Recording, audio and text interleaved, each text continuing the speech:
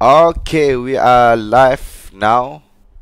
So, bismillahirrahmanirrahim. Assalamualaikum warahmatullahi wabarakatuh. Dan selamat malam kepada semua.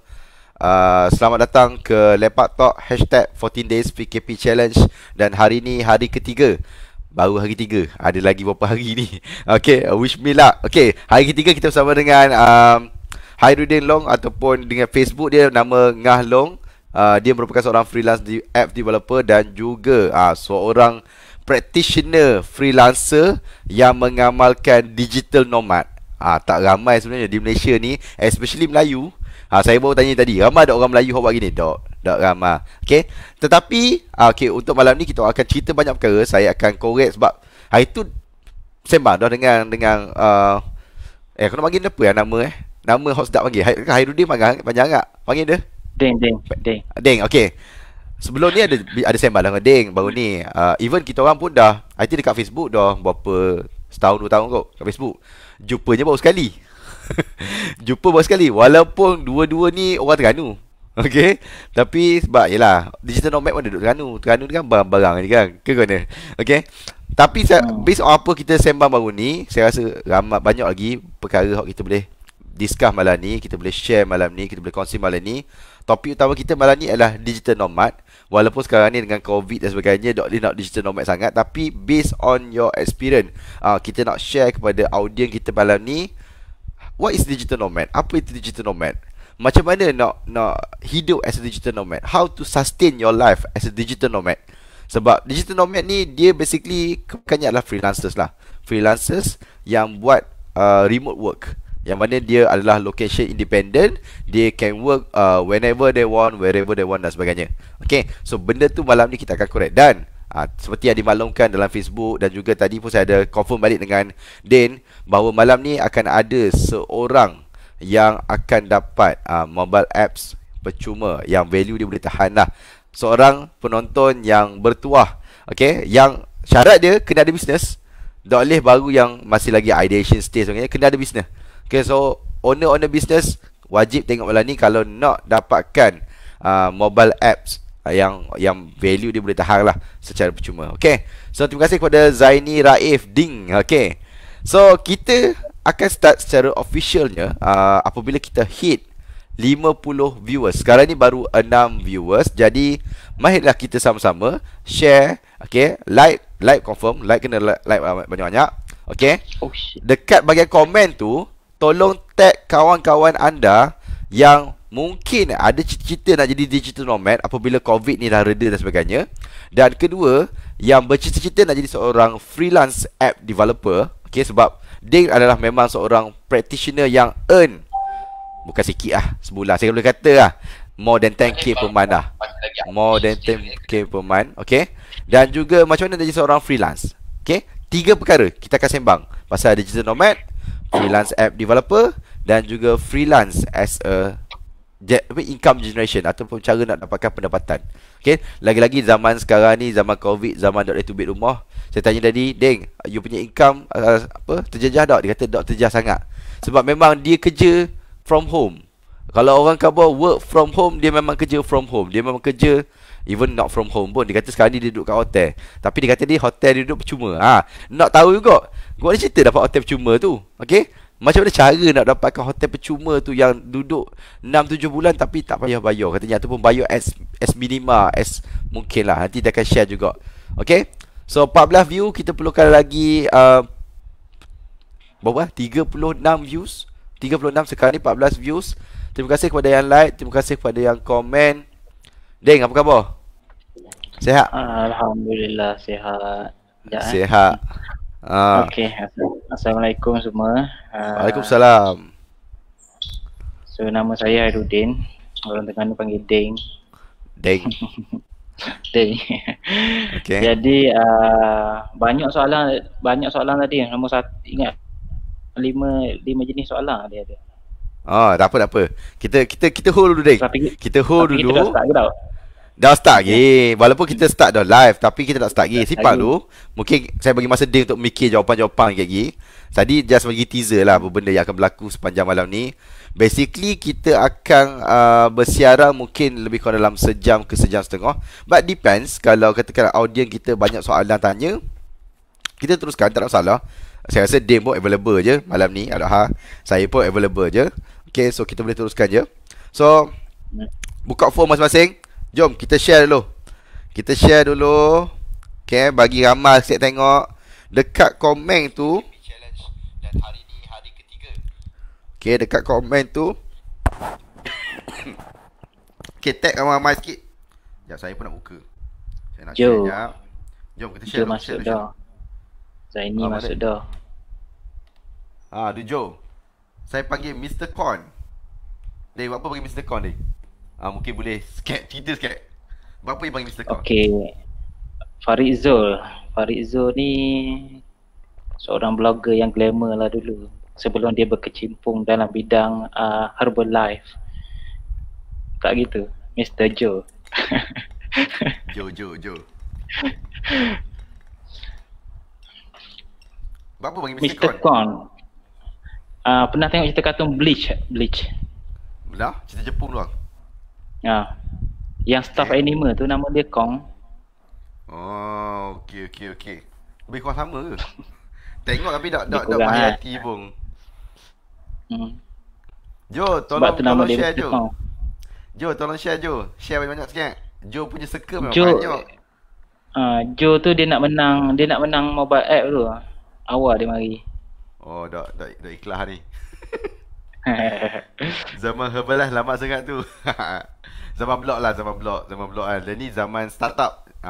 Joel ni zaman startup buat Safari Store. Kita talk tadi untuk sponsor spaghetti. Mana Joe spaghetti? Spaghetti Aglo Oglio. Tengok gambar macam sedap je tengok. Okay, kita baru hit 23 views. So kita perlukan lagi 27 views. Siapa je 50 views kita akan start secara official. Ni lebih kurang macam sembang-sembang tu lah. Sembang-sembang, kita just macam sharing-sharing. Sekarang ni Deng ada mana Deng? Berada di mana sekarang? Okay, sekarang ni saya ada dekat Masa Maju. Masa Maju. Tapi asal Terengganu lah. Asal Terengganu.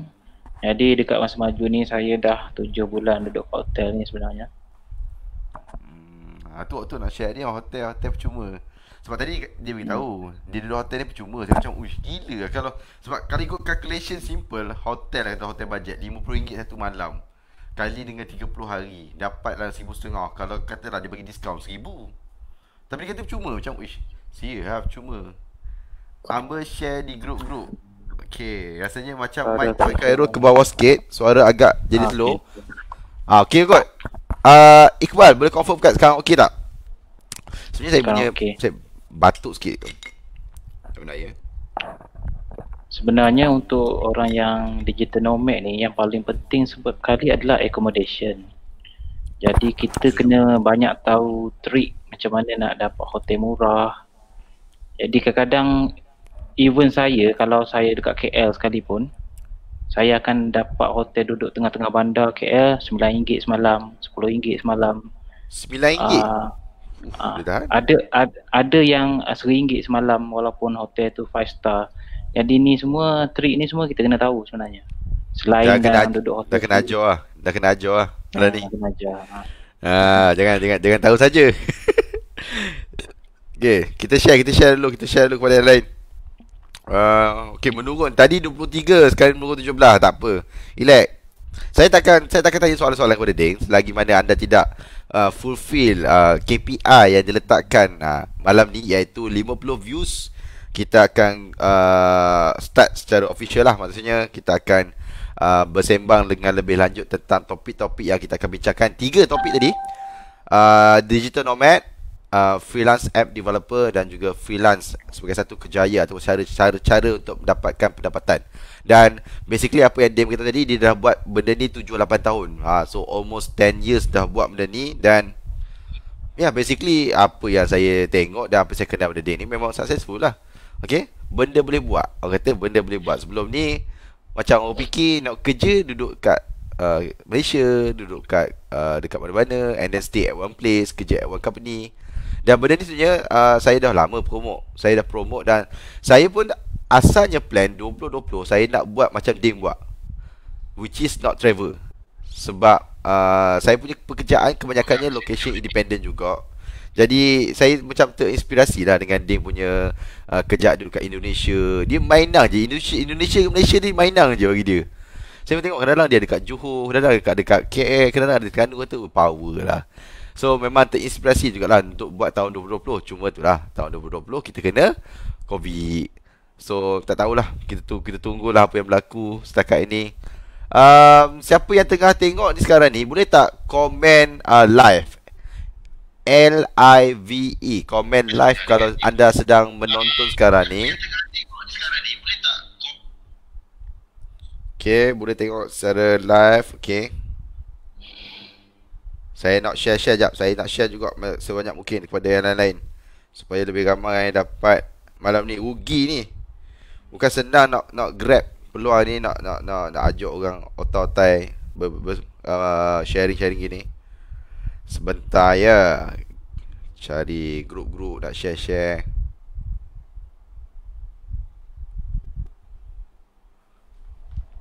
Okay, makan lagi. Aku diet. Diet? Diet malang? Diet tapi tiba roti dah. Tiba roti. Semaju area mana tu? Masa walk.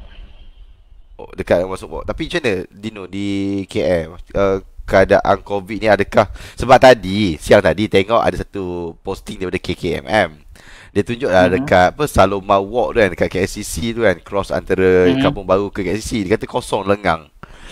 Lepas tu ada orang komen kata pelawak lah KKM. Kata mana ada, orang ramai je. Mana KL PKP ni? Memang tak ada orang ke memang ramai macam biasa?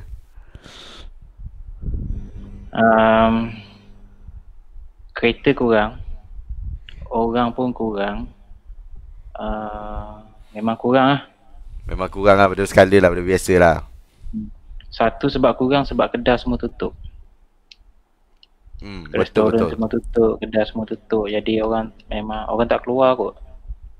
Sebab ada tengok tadi mana The Mines, most of the kedai dah tutup. Mungkin dia orang dah standby siap-siap. Semua stok masuk Shopee, masuk Lazada, standby kat situ je jual. Dah kalau bayangkan kalau kedai tu buka untuk radius 10 km saja, siapa nak mari? Tak? Macam Yalah. Tak boleh lah. Kurang tapi ada atas jalan. Ni Ding, Acu Royak 2020 berapa close deal freelance? Baru tu buka mata kita pakai nak share. Bagi sikit teaser. Teaser jangan kat bawah detail lagi. Untuk 2020 ni saya start lambat sikit sebenarnya. Saya start bulan 4. Masuk PKP dah? Masuk COVID lockdown dah?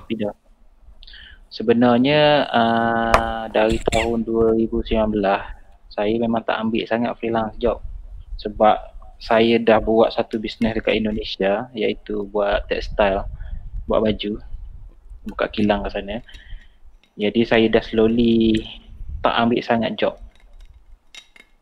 Kalau ada pun just sebab orang minta, buat jugalah yang orang minta. Jadi tahun 2020 tu tak buat. Masa saya balik KL lebih kurang ujung bulan 2. Targetnya nak balik dalam seminggu 2 macam tu je lah. Lepas tu nak patah balik ke Indonesia. Tapi apa yang jadi pada masa tu lockdown. First PKP lockdown, jadi saya tak boleh balik. Jadi bila tak boleh balik tu tak bawa banyak duit lah. Sebab tak plan nak duduk lama kan. Tak bawa banyak cash. Jadi saya sangkut dekat KL. Bila dah sangkut dekat KL ni, duit habis. 2 minggu PKP duit dah habis. So masa tu saya buka Kopoleko. Kalau siapa ingat tahun lepas. Ada COD Kopoleko. Actually masa buat Kopoleko tu memang duit tak ada. Saya duduk dalam kontena, saya mandi dekat balai raya. Duit habis langsung. Jadi fikir-fikir balik kan, ini jual Kopoleko, sembang gebang lebih dekat Facebook, tapi sebenarnya jualan 50-100 sehari, tak banyak kan. Jadi apa yang saya buat sebenarnya, saya buat satu mockup untuk mobile app. Saya post dalam internet. Masa saya post dalam internet tu, tak sampai seminit lepas post tu, ada orang contact, dia kata dia nak mobile apps tu. So deal dia tanya berapa, saya kata saya nak jual 40,000. So dia sanggup beli. Masa tu baru saya nampak, oh ada lagi orang yang sanggup beli dengan pricing macam ni dalam PKP kan. Dah kalau boleh buat satu 40, why don't buat 30 terus. Jadilah 30. Buat 30 habis tu lah, jalan tu lah. Kira sepanjang tahun lah. Tapi sebenarnya dalam setiap projek tu, dia bukanlah satu mobile apps tu 30 projek. Ada setengah projek tu ada 3 apps. So yang tu count sekali lah. Saya count quantity apps tu. Okay. Mantap. Okay. So tak apa, kita rasa kalau saya rasa kita boleh start dulu lah. Kita kasih panas engine dulu lah. Kita kasih panas engine dulu. So sekali lagi, bismillahirrahmanirrahim. Assalamualaikum warahmatullahi wabarakatuh. Dan selamat malam, saya Khairul, host anda untuk Lepak Talk #14 Days PKP Challenge, dan program ni dibawakan oleh Geek Venture.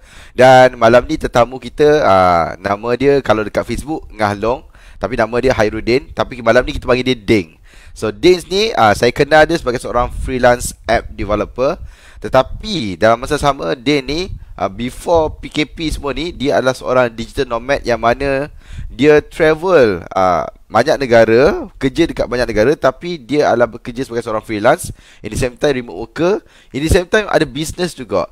Jadi soalan pertama untuk malam ni, macam mana start? Bila dan macam mana boleh start jadi gini? Teruskan. Okay. Waalaikumsalam. So nama saya Hairudin. Nama saya dekat Facebook Ngah Long. Ngah tu nama ayah, Long tu nama mak. Saya combine, jadilah Ngah Long. Menarik, baru tahu. Baru jawab soalan. Okay, macam mana saya bermula Digital Nomad? Digital Nomad ni saya start lebih kurang tahun 2013. Okay, masa 2013 ni saya pergi ke Maldives. So pergi dekat Maldives, hotel dekat Maldives tu mahal. Semalam 2,000, macam tu 2,000, 3,000 kan. Jadi saya overstay, tak boleh duduk sana, ada overstay 5 hari. 5 hari ni tak boleh nak bayar. Mana saya nak buat ni kalau tak boleh nak bayar? So saya cari job online. And saya dapat job tu, saya buat dalam hari yang sama, saya dibayar, then solve problem. Saya boleh bayar hotel. So saya terfikir, oi, kalau aku buat macam ni, aku boleh solve masalah aku. Aku boleh ada kat mana-mana, then still banding manis lah, dapat duit lah. Replicate modus operandi yang sama. Tapi masa tu term digital nomad ni tak ada lagi. Jadi macam benda tu just terfikir sendiri tau. And job time tu yang saya ambil yang jenis website, tapi luar punya lah. Yang saya ingat saya dapat job time tu adalah website untuk sebuah airlines kot. Okay. So dia nak projek tu urgent, then I managed to deliver within 1 day. So I get paid in 1 day. So okay lah, settle. How much lah kalau boleh disclose berapa nilai yang first tu dapat tu? How much? Anggaran lah. 12k? 15k maksudnya kalau day. Nak in 1 day maksudnya boleh bayar lah, yang tak boleh nak bayar tadi hotel tadi, suddenly boleh bayar terus. Settle. Okay. Tapi masa tu memang dah buat app developer ataupun web developer memang dah buat ke sebelum tu, ataupun memang baru nak start masa tu? Kalau web ni dah lama. Web dari tahun 2000 lagi dah start dah. Okay. Mobile jadi macam si Farizo ni dia tahulah. Saya pernah ada my own blogging community punya platform. And tahun 2001, 2002 tu saya dah keluarkan saya punya portal sendiri. Saya dah keluarkan banyak web saya sendiri. Tahun 2005 saya keluarkan saya punya CMS sendiri. Lepas tu 2006 saya banyak buat social network. Saya buat social network, saya jual. Ada saya buat social network untuk budak-budak, saya jual kat government. Saya buat social network untuk politik, saya jual. So modus operandi saya time tu, saya buat, saya jual. Hmm. Kira macam Lego terus 100% lah. Tak ada share ke Ah, persen ke dalam tu. Tak ada lah. tak ada. Jadi cuma 2011 tu saya nampak trend mobile. Maksudnya macam saya ni bukanlah 100% programmer. Saya suka buat benda tu. Kalau saya tengok orang ni ada ada MySpace, ada Facebook, ada Twitter. So saya nak own something like macam tu sebenarnya. Itu my drive kat belakang. I want to own that thing. Tapi background asal memang background programming ke, memang belajar programming dulu ke, ataupun memang self learning, self taught je dulu? Okay, saya start belajar programming ni masa umur 19. Masa sekolah dulu memang suka cipta benda. Lepas tapi nak cipta benda, time tu pakai hardware, pakai relay, pakai inilah hardware. Tapi benda tu mahal kan. Betul. So dalam 2000 masa umur 19 tu saya baca artikel lah macam mana seorang budak ni dia buat kalkulator untuk ayah dia. Tanya macam mana budak ni buat kalkulator. Rupanya dalam komputer ni kita boleh program our own calculator kan. So dari situ saya cari, saya baca, saya cari jalan buat. So belajar sendiri buat desktop punya program.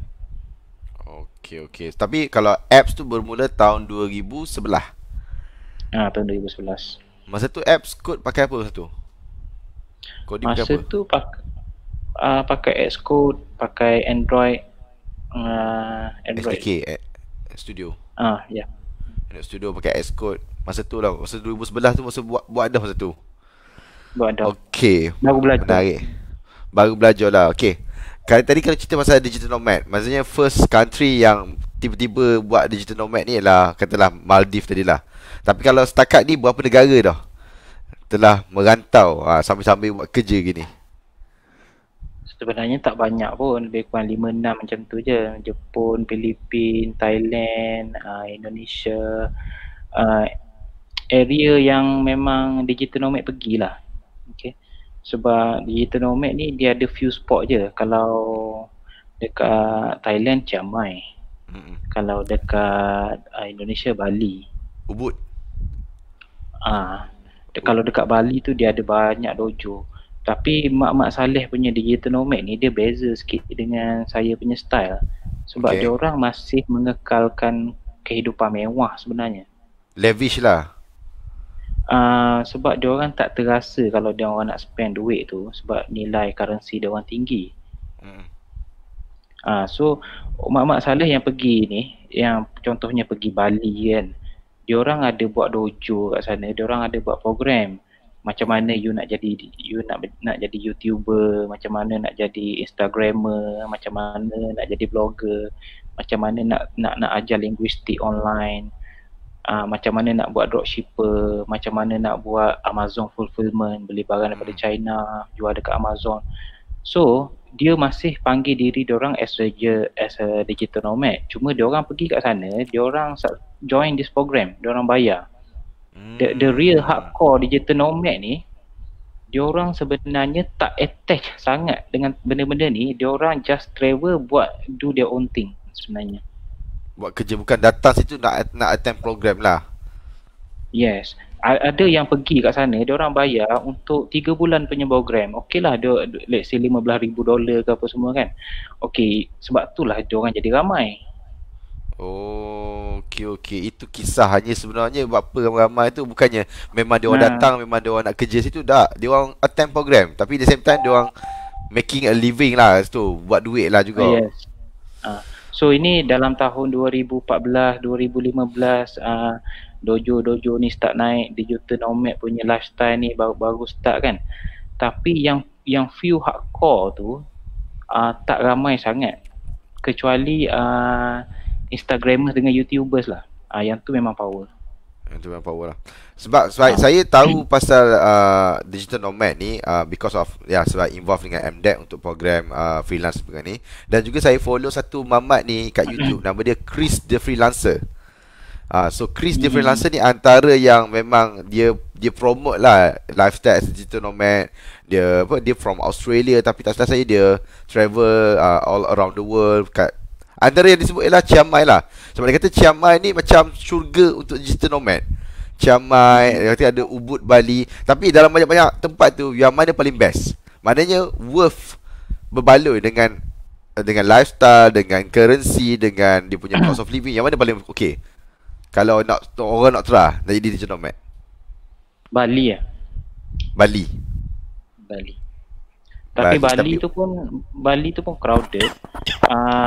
Dekat-dekat Bali, Gili good spot, Lombok good spot.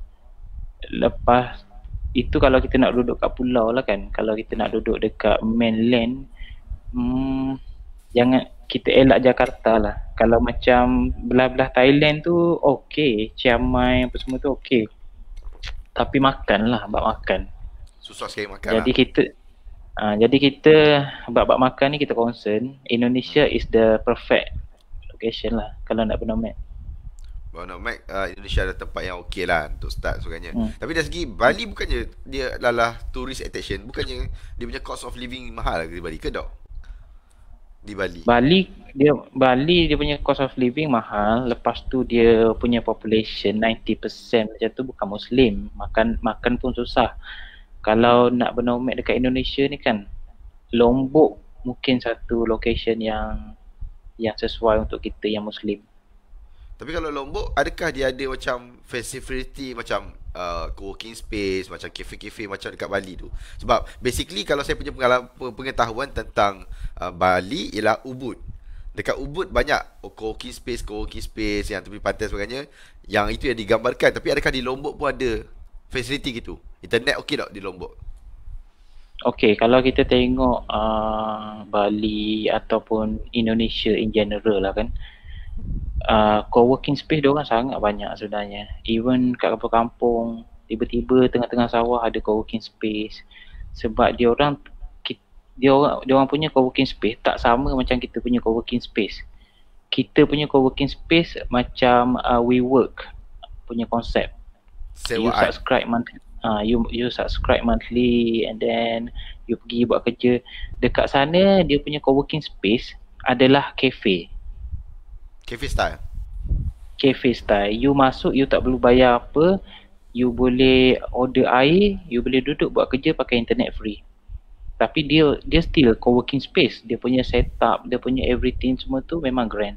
Macam co-working space. Maknanya ada plug, semua meja pun dedicated untuk buat kerja. Yes. Bukan dia punya scene tu bukan macam scene cafe lah, tapi scene macam co-working space lah.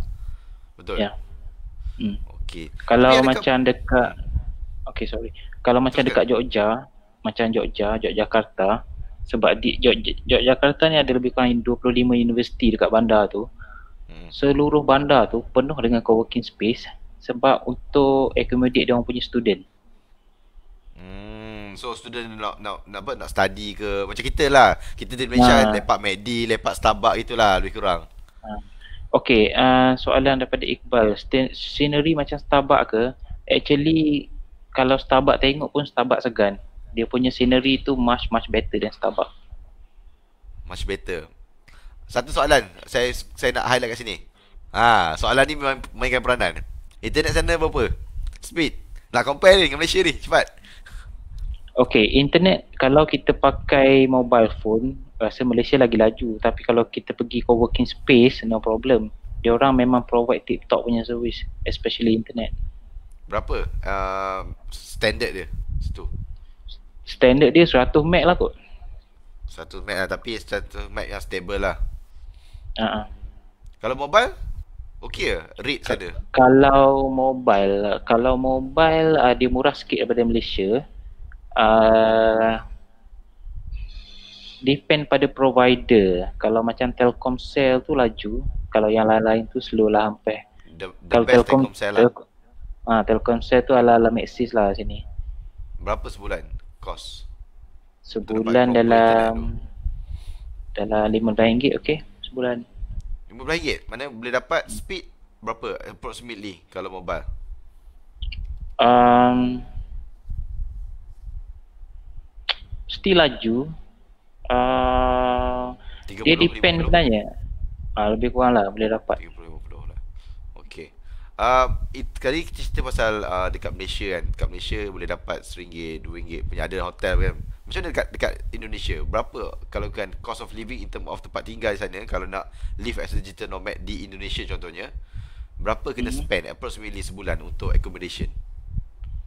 Okey, kalau sebagai digital nomad ni, kita tak boleh pergi satu tempat 2-3 hari kita duduk hotel. Sebab kalau macam tu, kita tak boleh nak buat kerja. Betul. Kita kena pergi at least long term punya stay macam sebulan. So, kalau sebulan, kita duduk hotel tak berbaloi sebab hotel stay kena bayar hari. Betul. Jadi kita boleh ambil yang jenis-jenis macam homestay yang sebulan punya. Contoh macam kalau kat US tu ada couchsurfing macam tu lah lebih kurang. Couchsurfing tak sesuai sebab couchsurfing ni kita menumpang. Dia macam ada Airy rooms ataupun Nida rooms. Something macam Oyo jugalah tapi untuk Oyo longer lah. stay. So bila Longer term long punya stay, stay. dia ada rate lain lah kalau long terms. Yes. So biasanya kalau saya kat sana saya sewa sebulan lah. Sebulan. Anggaran berapa sebulan kena spend kalau accommodation kalau sewa macam tu? Anggap 300. RM300 sebulan. 300 tu dah sangat-sangat selesa. Okey, 300 sebulan bagi saya okey lah kalau kata takkanlah you nak earn RM1000 je kan. As a digital nomad mestilah you earn more than that. Tapi kalau you spend just RM300 300 tu kira agak mewah lah tu sebenarnya.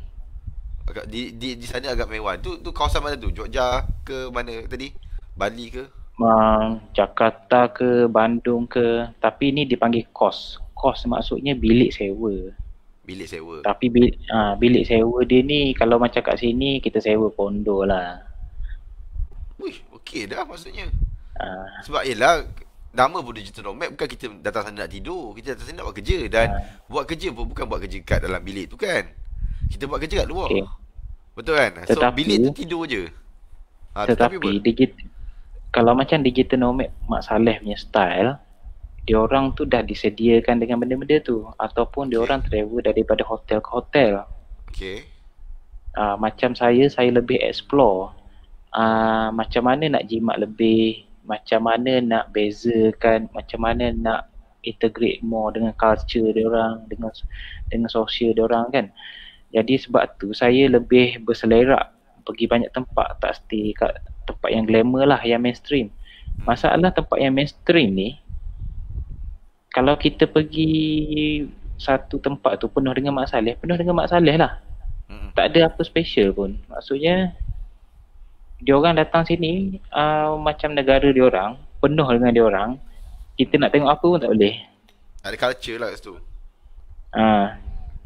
Kalau kita pergi tempat-tempat terpencil, bandar-bandar yang macam Malang ke, Semarang ke, ataupun Jogja ke, kadang-kadang bila kita pergi satu co-working space tu kan, kita akan nampak 2 orang daripada Netherlands, 2 orang daripada Jerman, kadang ada seorang 2 daripada Jepun. Diorang punya numbers tu lebih small. Okay. Okay, so tu kita cerita pasal Indonesia. Selain Indonesia, yang mana pernah duduk? Tadi ada soalan daripada Joe tanya, Jepun, Korea pernah buat digital nomad tak? Pernah pergi ke sana bekerja tak? Jepun, Korea.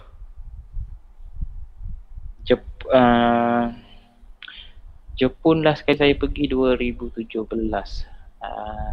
Tapi tak lama lah, seminggu. Sebab Jepun ni cost of living dia agak tinggi sebenarnya. Betul. Lepas tu kat sana kat sana macam Airbnb pun not sesimple kat sini punya Airbnb. Contohnya macam So kalau tak simple.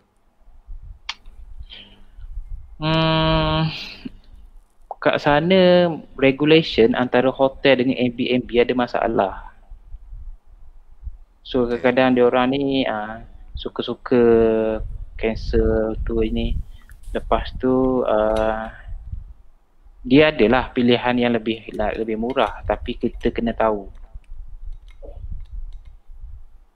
Okay, kalau macam bilik-bilik kau semua kan untuk stay lama, kita kena tahu. So the best way sebenarnya kalau kita nak tahu tempat-tempat macam ni, kita kena buat baik dengan Malaysia student kat sana. Kita boleh tanya dia orang, kat mana ada international house ke, kat mana ada better rooms ke, kat mana ada hotel yang accommodate foreigner untuk long term, yang lebih foreigner friendly. Sebab orang Jepun, dia orang bukan English spoken. Betul. So kita tak boleh just pergi, kita expect dia orang layan kita very special sebab kita foreigner. Tak. So sebab dia orang bukan native speaker kan, so macam nak communicate tu mungkin susah. payah sikit lah. Okay. And alright. Silakan.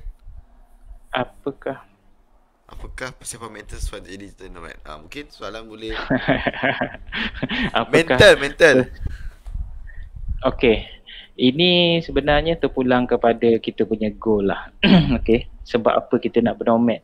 Bernomad ni sebenarnya tak mudah sebenarnya. Nampak macam fun.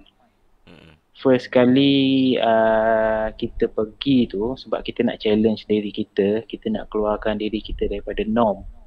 Kalau dekat Malaysia, kita punya masalah simple. Hari-hari cari duit, hari-hari nak melepak dengan kawan ke apa semua kan. Hari-hari kita nak cuba bisnes baru sama geng-geng ke apa semua. Tapi bila kita travel, kita buat kerja, dekat sana kita akan sentiasa dalam situasi yang hampir lemas. Maksudnya air sentiasa kat sini. Kalau kita tak ada duit, kalau kita tak ada duit, kita mati.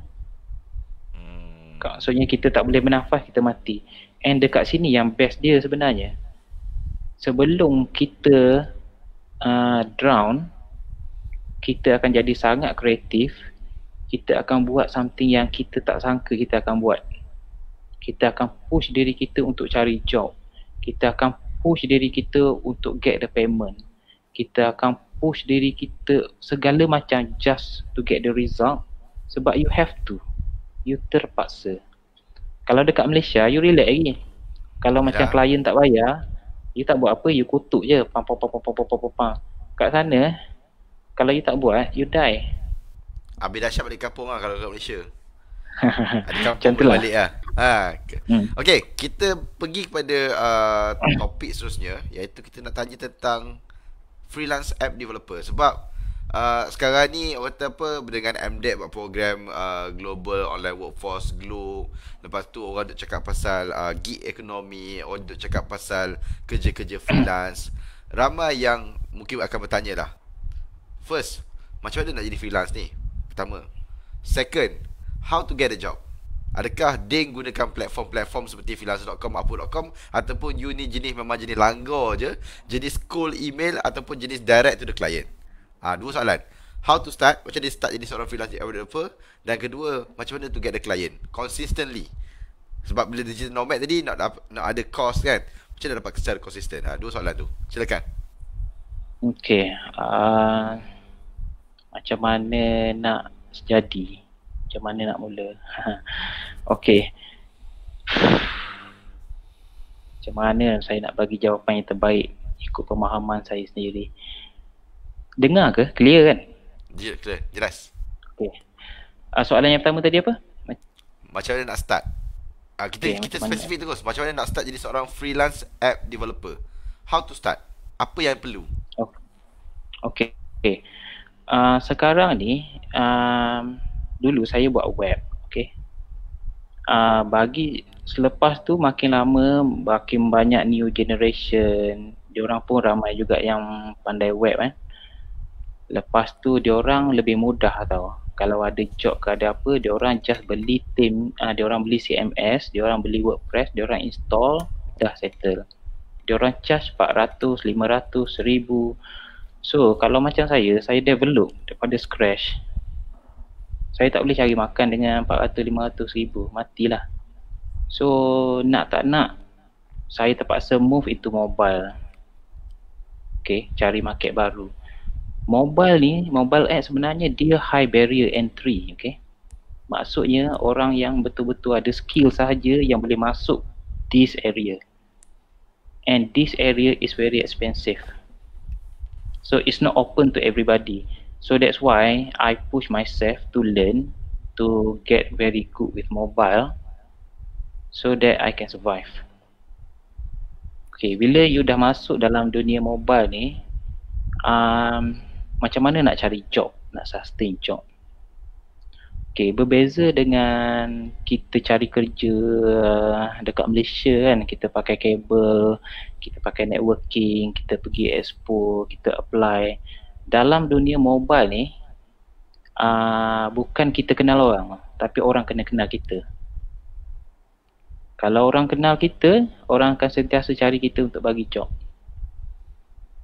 Kalau macam biasa sekarang, normally every day ada 5 orang akan contact saya untuk tanya, boleh buat tak? 5 job sehari. Closing rate? Closing rate very susah sebab untuk satu mobile app, you perlukan at least 2 bulan, 3 bulan untuk satu job. So, you tak boleh ambil every job. Yep. Dan satu lagi, bajet, klien punya bajet. Klien punya bajet, kadang-kadang klien ni tak ada bajet, dia orang bertanya-tanya. Tapi dia orang yang bertanya-tanya ni pun kita kena entertain sebenarnya. Sebab dia orang tak tahu pasal situasi sebenar.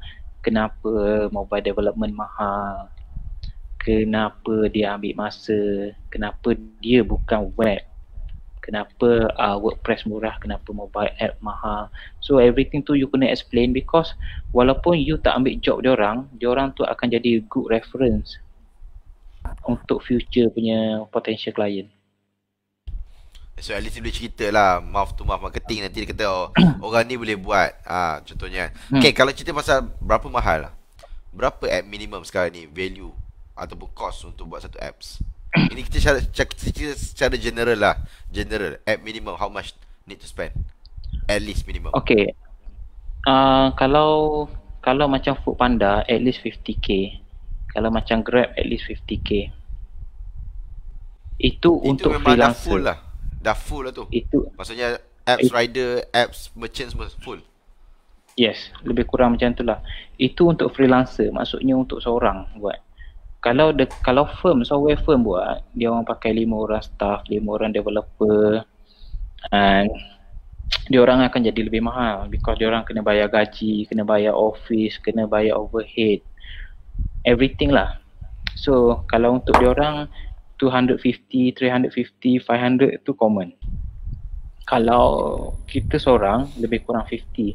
Jadi kalau ada customer baru, dia orang nak mobile app, dia orang akan pilih yang mana? Nak bayar 250 ke nak bayar 50? Of course lah 50. So 50. That's why kita punya maksudnya job tu memang widely available, tapi supply kurang orang yang buat. Maksudnya dari segi freelance yang boleh produce that kind of result, sama macam agensi buat ataupun sama firm buat, kurang. Persaingan kurang kan? Freelance mobile app ni sangat kurang. Yang boleh buat mobile app ramai, tapi ramai yang bekerja dengan firm. Kadang-kadang firm ni, kadang-kadang firm ni pun dia orang dah ambil 2-3 job, dah tak boleh nak push, nak stretch lagi. Dia orang pas dekat freelancer juga sebenarnya dia kan. Betul. Ada pengalaman? Ada pengalaman? Okay, macam cerita ada pengalaman tu. Okay, tapi basically gitulah. Cuma sekarang ni, apabila kita cakap gini lah, mungkin nak buat mobile app ni is not that easy lah. Sebab kita tengok pada fresh graduate, tak banyak universiti yang sebenarnya mengajar tentang mobile apps development ni. Basically dia orang ajar computer science as a general. Untuk topik khas untuk mobile development tu susah. Jadi katakanlah dia orang ni ada basic computer science, ada basic coding. So what's next? Apa yang dia orang kena belajar lepas daripada tu untuk dia orang readykan diri dia orang sebagai seorang mobile app developer? Apa yang dia kena belajar? Contoh kalau nak belajar kat Udemy ke, dekat YouTube ke, apa yang dia orang kena ada dalam diri dia orang in terms of kemahiran tu? Okay, kalau kita bercerita pasal skill ni, Kita macam mana nak cakap, kadang-kadang kita rasa benda tu susah, jadi kita tak belajar. Kadang-kadang kita rasa benda tu kita tak ada qualification, tak ada degree dekat universiti, kita tak belajar benda tu, jadi kita tak proceed. So mental barrier tu dah ada even before kita start, kita tak cuba pun. Saya sebenarnya SPM, benda ni semua saya tak pernah belajar. Saya tak pernah beli buku. Mobile app saya belajar dekat YouTube je. Sebenarnya limit everything semua tu dalam kepala. Kalau tak belajar dekat universiti semua doesn't matter sebenarnya. You nak buat, you cari jalan lah.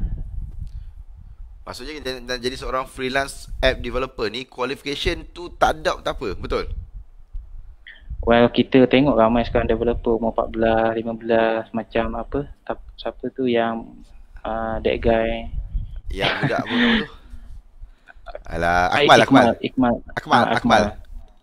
Akmal. Sebenarnya itu semua old script lama, yang mana you nak buat something, you perlu ada kelulusan. Tak perlu. Kalau you nak jadi doktor, you nak jadi engineer, yes, itu perlu kelulusan. Kalau nak jadi app developer, budak-budak yang buat game sekarang pun budak-budak sekolah ramai, tak ada kelulusan apa pun. Tapi kita ada isu yang kebanyakan kita katalah seorang fresh graduate computer science, tak ada kerja. Tak ada kerja, end up buat Foodpanda, end up kerja McDonald contohnya, kerja fast food lah. Tapi dia orang lahir, dia orang grad sebagai seorang fresh graduate computer science. Bukan kita nak menidakkan rezeki dia orang. Ya, mungkin kata rezeki dia orang memang dah ke situ. Tapi apa sebenarnya rasanya based on pengalaman, pendapat Ding lah, kenapa dia orang tak boleh nak go into this kind of industry, menjadi seorang app developer dan sebagainya, selain bermindset? Adakah susah nak penetrate market ni? Sebenarnya lah saya rasa minat. Sebab ramai app developer dia bukan dalam bidang programming. Ramai juga developer ni dia dari bidang lain sebenarnya, tapi dia nak buat something, dia nak buat solution untuk solve masalah dalam industri dia. End up dia orang belajar sendiri. Of course dekat universiti ke semua tak ada ajar, sebab benda ni lecturer sendiri pun tak tahu. Kalau lecturer tu tahu pula, sebab teknologi ni dia punya perkembangan terlalu cepat. Tak semakin so macam mana lecturer ni nak catch up? Kalau lecturer tu boleh buat, dia tak ada masa untuk mengajar pun. Banyak duit boleh buat banyak benda boleh buat. Daripada jadi lecturer, baik buat online learning platform mobile, lagi dia boleh buat banyak duit kalau dia boleh buat. Betul, setuju. Sebenarnya kadang-kadang saya nampak kita benarkan diri kita untuk jadi macam tu. Bukan nak menidakkan rezeki, macam buat lalamuh ke tu apa semua, kita ada kekangan ekonomi, kita terpaksa. Yes, memang betul. Tetapi at the same time tu, kita kena practice, kita kena cuba juga letak diri kita kat tempat yang kita minat ni. Cari masa. Yalah, maksudnya sambil-sambil, yalah, mungkin nak buat Foodpanda dulu sambil-sambil, tapi malam mungkin cari job-job ini lah kot, kan? Masa mula-mula saya belajar programming, pagi saya bawa motosikal, saya pergi hantar newspaper. Pukul 11 pagi saya dah masuk kilang potong ikan, potong ketam. Saya kerja kilang. Balik kerja kilang, saya belajar programming, belajar sendiri. Self learning. So maksudnya tak ada alasan lah, macam even with no degree pun. Sebab ramai orang tanya bila saya buat kelas freelance, dia kata, coach, nak jadi freelancer ni kena ada qualification ke? So Balani ada dah beritahu ni, this is a real life case. Even saya sendiri pun, saya punya highest qualification adalah SPM, but currently saya bukan seorang freelance social media. Macam Din, freelance app developer, saya more pada social media and content creation. Tapi apa yang kita orang boleh kata ialah, bukan nak suruh korang berhenti belajar, dok. The university is tempat you belajar banyak perkara, seriously. Tapi when it comes to skill, memang kena belajar sendiri, betul tak, Ding? Hmm. Skill ni sebenarnya kita boleh belajar daripada orang, tapi kita hanya boleh dapat knowledge. Kita tak boleh dapat experience dia. Okay. Kita boleh beli knowledge tapi kita tak boleh dapat experience. Experience ni kita kena practice over time. Buat sekali memang susah. Second time buat mudah sikit. Buat kali ke 10 simple. Senang Benda lah. mula-mula kita ambil masa 10 jam. Kali ke 10 buat maybe 10 minit. So that's how we develop. Benda skill ni dia build up tau. Masa mula-mula kita belajar memang susah gila. Second time kita belajar baru make sense. Oh, rupanya macam ni. Yang aku belajar itu aku tak faham. Sebab second time kan kita belajar. Baru Satu nampak flow lah. Kalau macam yang fresh graduate ke apa semua, saya tak rasa masalah mindset juga. Saya tak rasa masalah mindset, saya tak rasa masalah skill. Masalah exposure sebenarnya. Exposure kepada apa yang industri nak. Bukan, masalah exposure tak ada spark.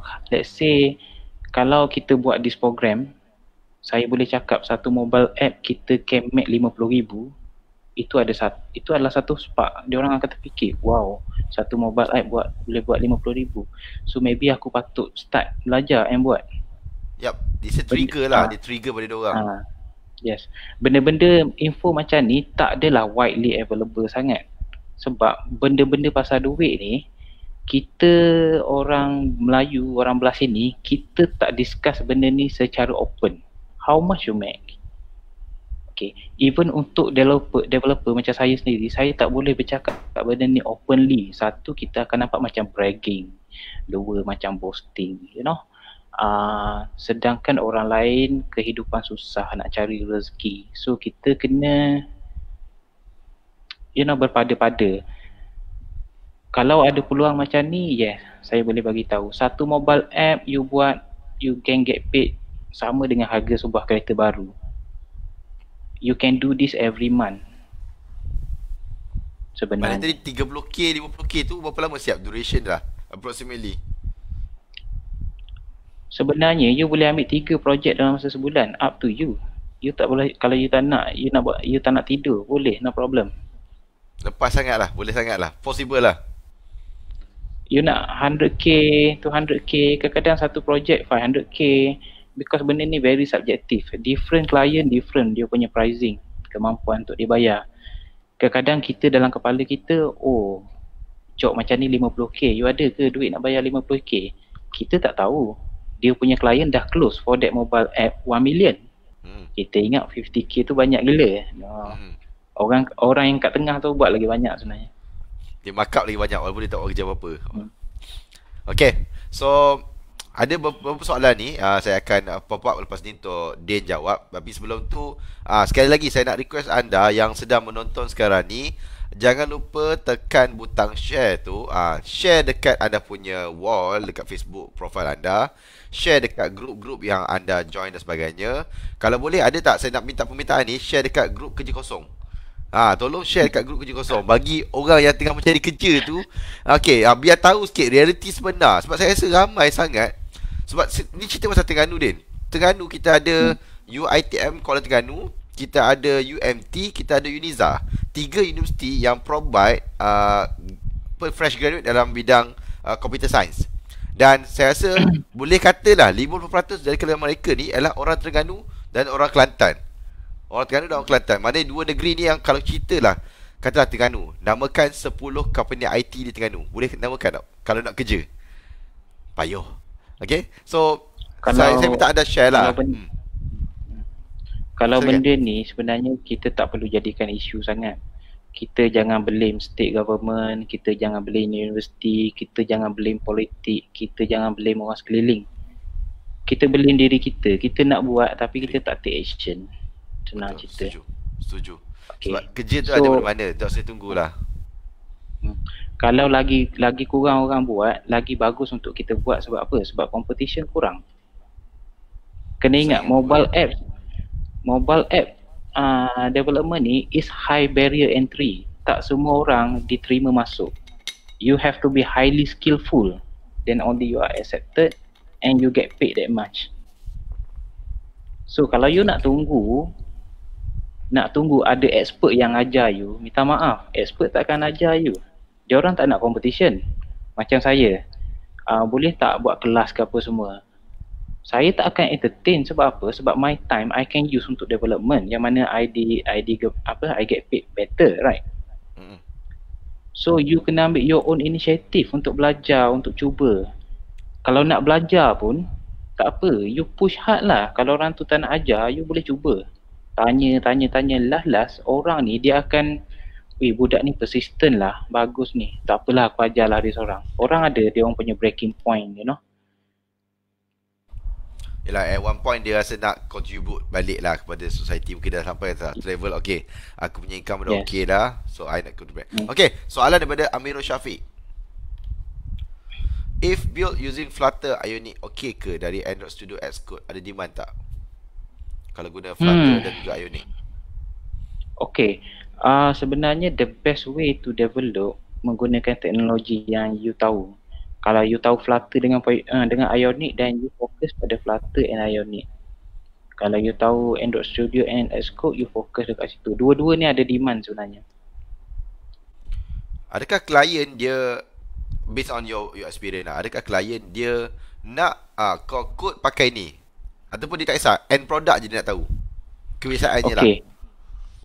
Yang ini of course klien dia ada dia punya preference sendiri, tetapi my preference, saya tak akan ambil company IT sebagai klien sebab dia orang banyak songeh. Dia nak macam tu, dia nak macam ni.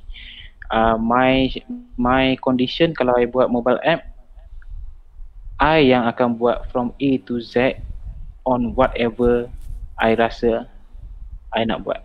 It's not your decision, it's my decision. Kalau you okay dengan tu, then I take your job. Kalau orang tu nak language tu, nak language ni, memang I tak. Yelah, macam not everyone is our customer lah, bukan semua orang lah. Okay, soalan daripada Joe. Joe malam ni memang aktif. Adakah Joe yang akan dapat app free malam ni? Dia sengaja ni. Apa ni soalan Joe? Soalan, kenapa India rate murah? Dan adakah, soalan tambahan kepada Joe, adakah menjadi persaingan? Adakah kita tergugat because of India rate murah? Adakah kita tergugat? Boleh jawab. Okay, company dekat India yang buat app development, dalam satu company ada 200, 300 developer, okay. At the same time, diorang akan ambil beribu-ribu job from all over the world. So saya rasa diorang boleh ambil rate yang murah. Benda-benda yang diorang dah buat tu, diorang rotate, diorang pusing-pusing, diorang duplicate balik, dia buat. Dia pasang kat sini, and then dia ambil kat sini, dia pasang kat sini. Diorang ni buat dalam bentuk quantity. Tetapi quality wise, I doubt. After service, I doubt. Diorang memang murah. Lebih kurang half of my client, sebelum diorang engage me, diorang dah ada mobile app dah, bukan tak ada. And semua mobile app tu done by Indian punya counterpart. Masalahnya simpan source code tak? Source code dia simpan ke dia bagi kalau India ni? Kebiasaannya lah. Actually bagi source code, tak bagi source code sama je. Kalau macam orang nak my source code, I boleh bagi. You nak publish dekat public pun boleh. Tapi what can you do? Because programming ni is personal tau. I buat macam ni, orang ni buat macam ni. Programming ni is very intimate punya undertaking. Kita buat ikut kita punya personality, cara kita, style kita. Orang lain tak sama, orang lain tak faham pun apa yang kita code. Kata ikut area kita lah. Ikut area kita. Okay, soalan daripada Zulkifli Ibrahim. Bagaimana dengan maintenance selepas buat siap berbuat app? Biarpun biasa cost. Okay, yang ni saya nak tambah sikit. Sebab apa saya nampak lah, dan juga pengalaman saya dengan startup juga sebelum ni, orang kita, dia pandang pada cost buat apps, tapi dia lupa dengan lagi dua cost yang ada. Cost untuk nak orang install apps, dan juga cost nak suruh orang uninstall apps. Okay, basically ini apa yang saya belajar lah daripada saya tanya juga saya punya mentor-mentor. Ada 3 cost untuk buat apps. Okay, primary cost buat apps, cost nak suruh orang install apps, dan cost tak nak bagi orang uninstall apps anda. Okay, itu saya punya pemahaman saya. Tapi nak tanya pula Din, sebab dia adalah orang yang buat. dan dia dah yang buat after sale, customer service sebagainya. Berapa cost? Lepas dah siap satu apps, berapa cost nak maintain kebiasaannya secara general? Okay, cost untuk maintenance minimal. Kecuali user dia ramai. Let's say hari ni dia buat satu apps. Setahun kemudian dia punya user 100,000, 200,000, 300,000. So kita kena increase the capacity. Dari segi maintenance, katakan code ke bug ke, itu semua tak sepatutnya jadi isu. Bila kita deliver satu apps, benda tu sepatutnya bug free. Okay? Sebab client dia expect a good apps, a good product. Kalau dia orang nak tambah modul, nak tambah function, nak tambah itu ini, yes, yang itu kita boleh charge. Tapi itu bukan maintenance. Itu kita panggil variation Tambah. order. So itu kena bayar. So maintenance ni lebih kepada untuk mengekalkan stability itulah. Kalau user makin ramai, then kita increase the server capacity and so on lah. Okay. So kalau kita cerita pasal apps ni because of PKP, dan benda ni kita ada bincang juga, apps yang paling trending dan paling famous sekarang ni adalah app delivery. Betul? Okay. Because of the PKP. Apa pendapat tentang satu business yang nak buat delivery? Bagi pendapat lah, based on pengalaman tengok klien-klien buat, yang mana datang dulu? Business dulu ke apps dulu? Ramai yang datang, saya nak buat apps delivery macam Foodpanda, tapi business belum ada lagi. Tapi ada juga yang datang, dah ada business siap-siap, saya nak buat apps. Yang mana utama bagi seorang developer? Adakah you akan tanya, kau dah ada business belum? Belum lagi, baru nak buat. Sorry, buat dulu. Ke macam mana pendapat Din? Okay, kalau nak ambil contoh business delivery per se, kalau saya tanya saya kata tak payah buat, jangan buat. Kalau klien terus, minta, tolak terus. Tapi kalau klien minta saya buat, saya buat. Sebab apa? Sebab itu duit. Bawa tolak duit. Kadang-kadang orang cakap, oh Foodpanda bagus. Sekarang Foodpanda bagus lah, bisnes bagus. Jom lah kita buat Foodpanda. Kita buat Foodpanda macam untuk mamak ke apa semua. At the same time, dia orang complain pasal Foodpanda punya charges 35% mahal, membunuh orang. Kalau you buat your own, you buat 15%. 3 bulan lepas tu you bungkus. Ada reason kenapa 35%, you know. Banyak cost. You nampak hantar, ambil commission 10%, 5% dah. Banyak benda lain yang you tak ambil, tak ambil tahu tau. Marketing lah, itulah, inilah. Banyak company yang saya buat, 3 bulan je dia orang tutup dah. Tak run dah app tu. Setakat ni ada yang masih run tak? Yang masih run setakat ni, yang buat delivery. Ada yang masih run tak? Ada, tapi mati segan hidup tak maulah. Sebab saya faham kenapa dia orang pergi into this business, sebab popularity. Dia seksi je. It's not even their own business pun. Tapi it's okay. It's okay because dia orang nak try and I can provide the solution. So dia nak ride the wave lah. Dia nak ride the wave lah. Tapi memang kalikukan memang banyak lah waktu PKP itu. Even syarikat travel pun buat delivery. Bukan kata syarikat travel, AirAsia pun buat delivery.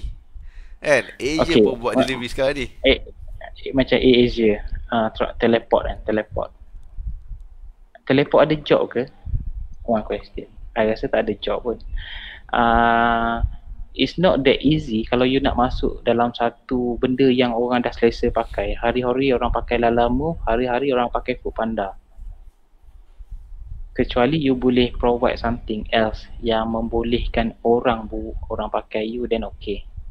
Adakah 10% tidak cukup untuk menarik perhatian? 10% saja diambil instead of 35%? It's not about 10%, it's about the ecosystem. You know, bila diorang dah bagi terminal dekat mamak, diorang dah pakai e-wallet, diorang dah integrate everything. Yang mana this kind of platform dia buat kedai merchant terpaksa bergantung pada dia untuk survive. Consumer terpaksa bergantung untuk dia untuk dapatkan food. So they create that kind of situation yang mana orang have to depend on them. It's not just buat business buka, run, you know, dia banyak dynamic dia kat belakang. It's not that simple. You ada satu apps, you just satukan antara consumer dengan merchant, tu boleh jadi. Tak boleh macam tu lah. It's not that simple lah. Yes. Sebab Okay, kita okay. kena ingat uh, orang-orang yang buat ni, dia orang bukannya baru tau dalam bisnes ni. Dia orang dah ada experience run benda ni dekat negara-negara luar. Maybe dia orang punya subsidiary ke apa semua kan. So dia orang punya penasihat apa semua ni, dia orang bukan datang kosong. Dia orang datang dengan idea yang bernas, dengan input yang validated, you know. So memang dia dah buat validation lama lah. Macam Malaysia ni bukanlah negara yang dia nak test dah. Betul. Ya, tapi no doubt boleh buat new service because this kind of service pun selalunya after few years diorang will still fucked up. Macam-macam isu boleh jadi. There will always new innovation. There will always new player. Ini semua normal dalam bisnes. Walaupun hari ni kita buat something yang kita tak tahu apa, kita charge 10%, 5%, we learn from the experience, we can grow, we can do better service, we can deliver better service. Itu pun boleh jadi sebenarnya. Yelah, So bukan nak kata Foodpanda tu tak boleh nak dilawan kan. Foodpanda pun boleh dilawan sebenarnya. Cuma right now nak main game dia susah. Macam contoh macam Hanesby pun dah tak ada kat Malaysia, tak silap. Hanesby. Dan hari tu sebenarnya waktu PKP tu banyak app baru yang mungkin tak payah sebut lah kot. Tapi bila lepas PKP dah tak ada dah pun. Even ada certain negeri pun buat kan. State pun buat. Benda-benda macam ni tapi bagi saya lah, sebab saya pun salah seorang pemain dalam bidang ni. Sebab tu saya suka tanya soalan ni pada Din. Sebab saya seorang pemain dalam bidang ni. Saya rasa time PKP itu je yang most desperate people pakai. Sebab masa tu permintaan demand untuk delivery spike 300% meningkat. So a lot of people jump nak buat app delivery sebagainya. Tapi at one point orang dah selesa dengan ekosistem yang Foodpanda buat. So susah kau nak break the ekosistem kan. Betul. Tapi kalau tengok trend, adakah Malaysia ni cukup baik market dia? Sebab kita tengok macam ni. Kita tengok antara kita tengok antara Grab dan juga Gojek. So kita kena tanya orang yang duduk di Indonesia. Sebab kita bukan dimomokkan lah. Kita diberitahu pada tahun 2018, 2019 oleh masa tu kita punya mantan menteri KBS, Syed Saddiq, ataupun kita panggil dia Bro Saddiq. Okay. So beliau mengutarakan nak bawa Gojek ke Malaysia. Okay.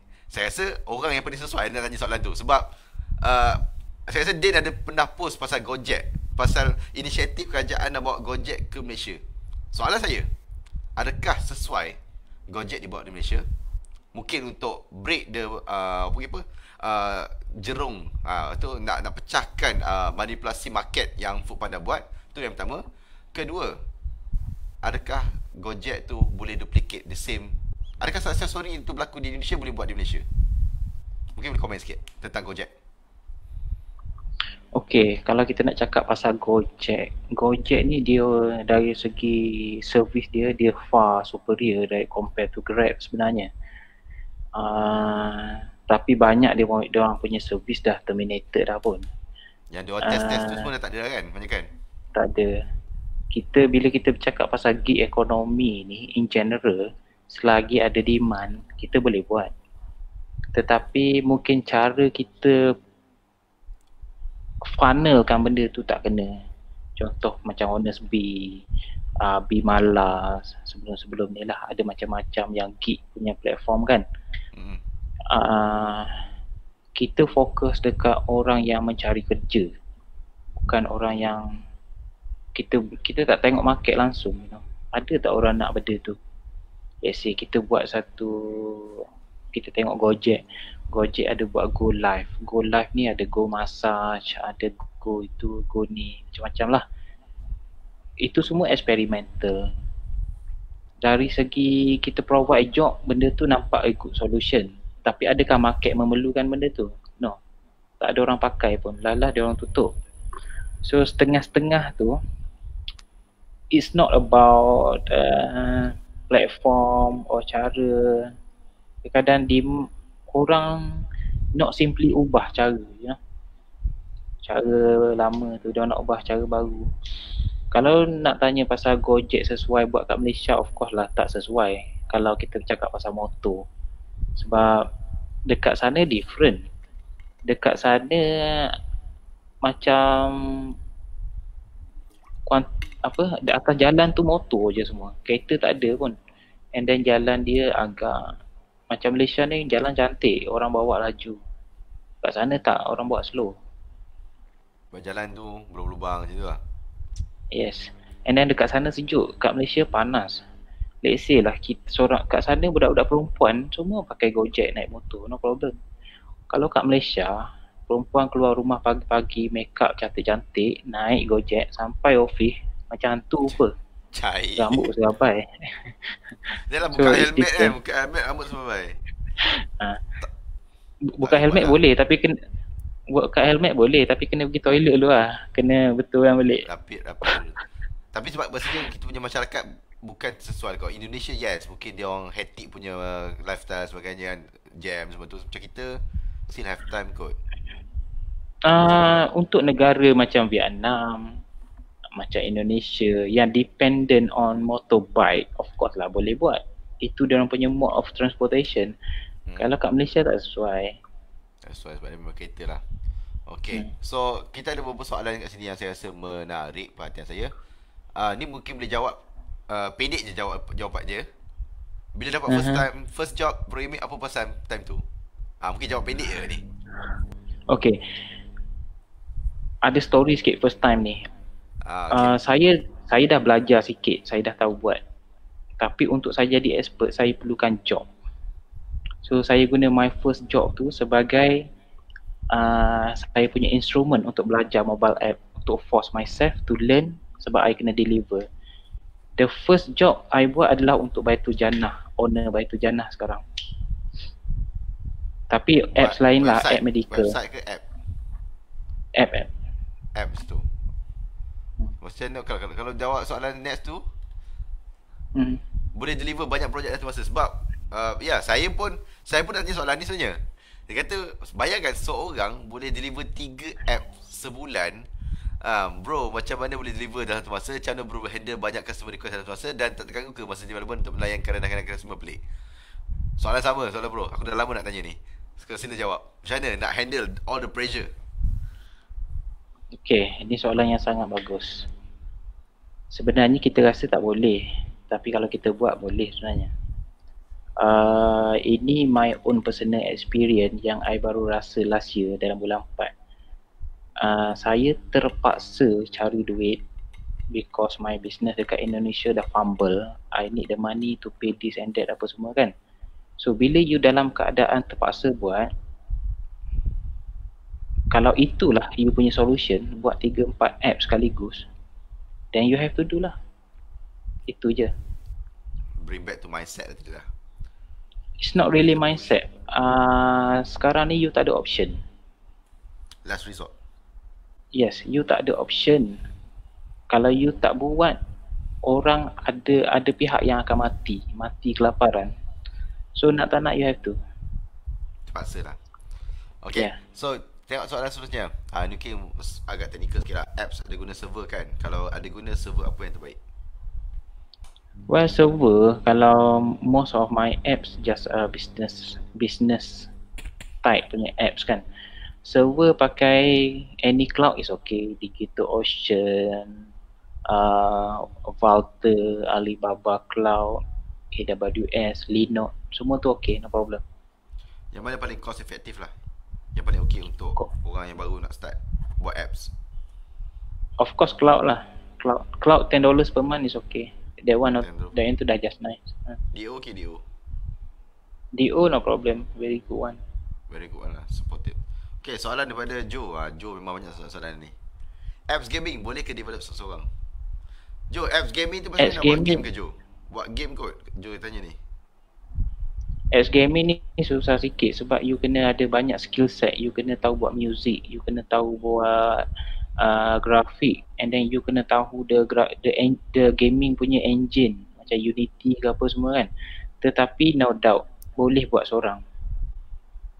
Ramai boleh buat seorang. Cuma kena enhancekan lagi skill lah. Bukan saja yes.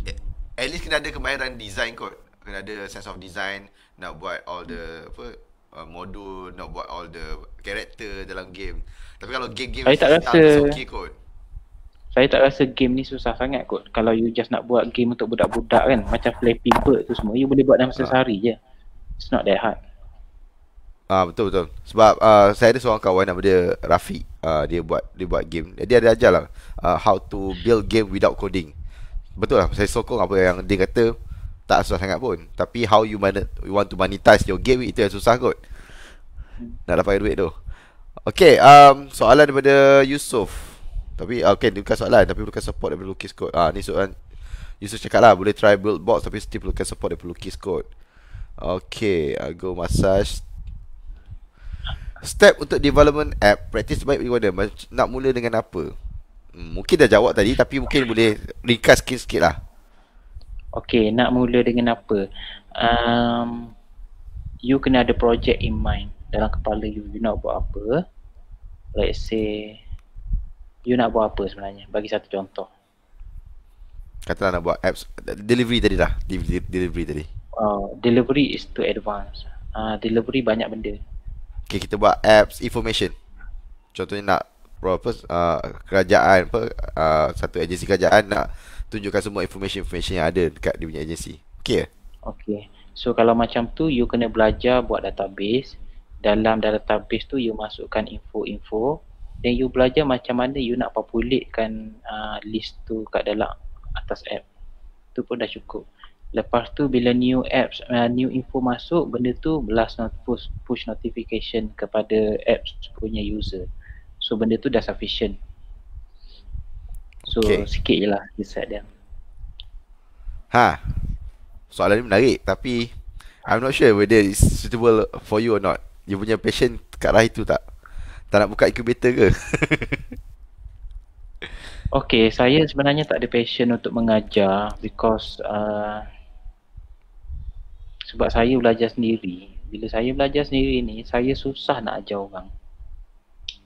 Kalau you nak belajar dengan betul-betul, dia ada platform yang better macam Udemy ke apa semua, yang mana dia orang dah ada modul step by step apa semua kan. Yang tu is a good one. Kalau you nak belajar my way, I dah develop my own way, my own method tau. So probably berbeza dengan mainstream. Yalah, sebab setiap developer dia ada cara dia develop kan. Dia ada apa, dia punya apa istilah dia adalah tak ingat istilah apa, tapi cara dia punya format tu berbeza lah. Setiap orang format berbeza. That's why bila kita code nak pass kat orang lain tengok macam, walaupun dia seorang programmer, kadang-kadang dia tak faham juga. Sebab dia punya syntax, betul tak? Syntax dia berbeza, susun atur dia.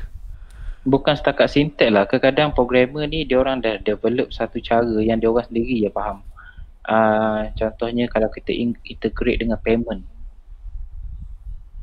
orang lain maybe buat cara lain, kita buat cara lain. So kita tak nak ubah benda tu, kita nak buat cepat. Tapi bagi orang lain benda tu mungkin tak kena. So banyak sangat. Dia tak ada standard pun. Tak ada satu cara yang standard. Yalah, sebab masing-masing ada cara masing-masing lah. Okay, bila cakap pasal apps, kita tak boleh lari soalan daripada berkenaan dengan startup.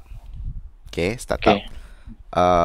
Sebagai seorang app developer, tak pernahkah ada terasa nak buat your own startup ke? Sebab kita tengok sekarang ni kan, dengan adanya cerita startup dekat Netflix itu, semua orang masing-masing sekarang nak buat startup masing-masing. Tapi you as a app developer, adakah nak kekal selama-lamanya sebagai seorang app developer, or you want to build a startup or a company that yang buat apps ni lah? Maksudnya bukan yang buat apps, maksudnya dia ada macam Gojek punya style, macam Foodpanda, macam Grab, ataupun memang nak kekal selama-lamanya sebagai seorang app developer? Okay, saya rasa soalan ni very personal. Saya boleh jawab dalam beberapa angle sebenarnya. Let's say lah, kalau saya buat satu startup, delivery startup. Satu delivery untung 50 sen. Saya perlukan 60,000 delivery untuk buat RM60,000. Untuk buat RM30,000. Kalau saya just buat app sebagai developer, saya perlukan sebulan. Ada delivery ke tak ada delivery, saya dibayar RM30,000. Itu satu, kita cakap pasal duit. Nombor dua, kita bercakap pasal our own life lah Macam saya dah, esok my birthday sebenarnya, yang ke-45. 45 dah? Serius? Nampak macam esok baru 30. Okay, so esok is my birthday. So I nak masuk ke startup, I nak deal dengan human ke, I nak fokus untuk mempercepatkan my goal, my own personal goal. Okay, budak-budak startup sekarang ni ramai muda-muda. Nak layan dia orang punya kerena, dia orang punya masalah harian, dia orang punya daily stress, dia orang punya girlfriend punya problem, wife punya problem, mak ayah punya problem, macam-macam problem, tak datang office, tak datang kerja, tak deliver, nak combine code, itu lot of things. Okay, kalau I nak buat startup, it has to be my way. I set the rules, I call the shot, I decide what to do, then okay. Kalau nak join apa semua, nak group thinking on all those things, minta maaf. Saya tak boleh bekerja dalam team. Senang. Nampaklah sampai sekarang masih lagi solo, tak ada digital agency sendiri. Sebab biasanya kalau katalah umur dah 45 ni, biasanya dah ada digital agency sendiri kalau sampai at this level. Tapi nampaklah memang you are solopreneur lah. Solopreneur yang memang hardcore freelancer. Tapi okay nak cope the pressure tu semua. Okay, kalau kita nak cerita pasal agency sendiri, you ada agency, you kena bayar staff, you kena bayar rental, you kena bayar office, you kena bayar tax, you kena bayar a lot of things. At the end of the day, you are not coding, you not doing what you are passionate about. At the end of the day, you pening dengan benda lain. You nak pening dengan benda lain ke, ataupun you nak enjoy your coding, you boleh duduk dekat Bali, you boleh travel hari-hari, you nak enjoy the work, relax, which one? Susah senang. At the end of the day, you pilih ni. You boleh buat kerja seorang and you boleh travel the world, you jadi digital nomad. So life is about choice. Okay, it's about choice. My choice is this one, not this one. Okay, so happy birthday lah kot. Happy birthday. So 45 years old, sambut birthday kat mana? Ni lah, malam ni nak kena select pemenang ni. Biasanya kita dapat hadiah kan. Hadiah bagi kat orang. Kira hadiah birthday lah ni pemenang untuk app ni. Okay, jap. Cuba komen jap. Komen dekat chat tu. Dekat komen tu. Siapa yang nak jadi pemenang, komen happy birthday. Komen happy birthday. Mungkin kokok lah tega hati ke dia nak pilih ke. Tapi I'm not sure how dia akan pilih pemenang malam ni. Kalau ikutkan basically kita ada lebih kurang dalam 7 minit lagi sebelum tamat. Tapi kalau ada soalan lagi kita boleh continue, tak ada masalah. Mungkin kita boleh bagi masa kejuraan sebab terima kasih kepada anda semua sebab malam ni memang sambutan memang sangat-sangat bagus. Soalan-soalan bagi tu memang soalan-soalan pecah kepala. Yang dia nak jawab pun pecah kepala. Esok birthday ni tapi malam dia kena jawab soalan-soalan macam ni. Tapi baguslah. Okay, mungkin something yang boleh share kepada orang ramai lah, insyaAllah. Okay, so kita kembali balik pada topik asal kita, which is digital nomad. Okay, digital nomad right now. Ada perkara tadi yang dia boleh share tentang macam mana nak dapatkan bilik murah tu, nak dapatkan bilik percuma tu, macam mana cara dia. Sebab tadi dia ada beritahu saya, dia sekarang ni duduk kat hotel dah almost 7 months. Tapi berapa bayar, Din? Hotel duduk sekarang? Sekejap, ni ada soalan. Nikah dengan web programmer boleh ikut sama-sama. Happy birthday bro. Haji Saidi. Okay, terima kasih. Ji, apa khabar Ji? Lama tak dengar cerita. Persaingan. Okay. Pasal accommodation Okay, dalam kebanyakan dalam saya punya job description ataupun contract, saya memang letak accommodation. Ada sekali tu at one time saya ada 7 buah kondo at same time. Klien ni bagi kondo setahun, klien ni bagi kondo setahun, klien ni bagi kondo setahun. Tak tahu nak balik kondo mana satu. Sekarang okay, kalau kita travel, Saya banyak pakai OYO sekarang sebenarnya. Dalam orang yang biasa pakai OYO, dia orang tahu bila nak dapat bilik free, bila nak dapat bilik murah. Bilik RM9, bilik RM1, bilik RM10. Kita tahu. Okay. Kalau nak tahu tu, dia ada skill dia lah. Because macam pengguna OYO ni, kita ada a group of people yang sentiasa monitor bila kat mana health murah, bila. So kita akan kongsi tau. So kita akan travel around those area yang dapat murah-murah. Sekarang ni murah lagi sekarang ni Oyo Sekarang dalam keadaan Sekarang you tak perlu OYO, you pergi mana-mana hotel, you boleh minta monthly rate for one night. Sebab tak ada orang.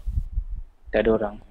Ada kadang-kadang tu, tapi mulut kena manis lah. Maksudnya okay, kalau kita buat benda ni dah selalu buat, kita tahu macam mana nak buat.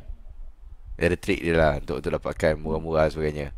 Yalah, sebab bila kita cerita pasal digital nomad, one of the biggest cost saya rasa adalah accommodation lah.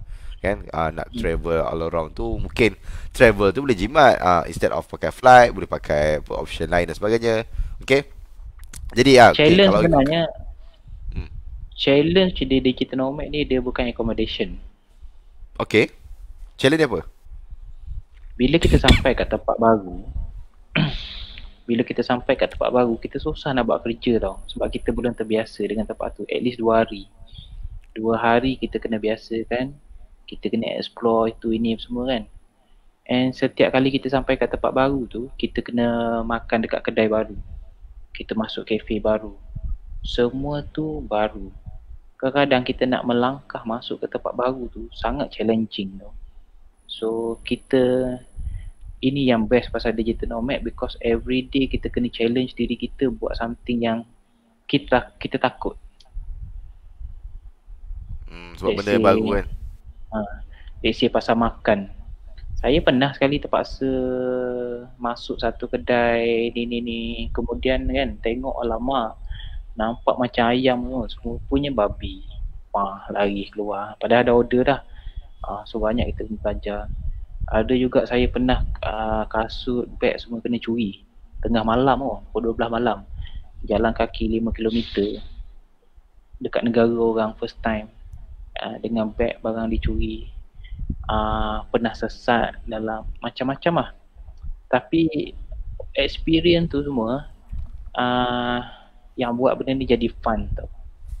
Sebab kita confident at the end of the day kita akan balik negara Malaysia juga. Betul. Tapi kalau dari segi pengangkutan macam mana? Kalau di Indonesia ke di Thailand ke, pengangkutan macam mana biasanya? You punya pakai sana, adakah sewa motor ke ataupun naik je private Grab ke apa kat sana? Grab paling senang lah, mode of transportation.